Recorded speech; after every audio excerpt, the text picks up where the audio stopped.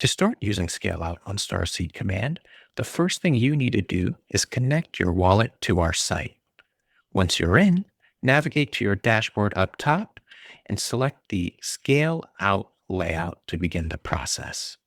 Now, look for your token holdings widget on the right. Find the token you want to scale out of and click this scale icon right here. This opens a position creator. Here, you will have three options to choose from that will give you a pre-configured DLMM position on Meteora. You can select from a tight range to a wide one that will sell gradually as the price climbs. Once you've chosen your range, review the details, hit create position, and approve the transaction, you will then see this new position appear under the LP positions widget. Now, this part is key.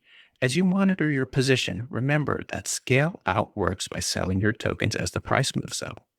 This means it works best when there is strong buying volume, which is what pushes the price through your sell range and fills your orders. After you've been fully scaled out of your tokens, simply click Close Position, and you will then collect all of your SOL from the sale. Plus, you'll get some of the original tokens you put up as your fee reward. It's that simple to scale it out with Starseed.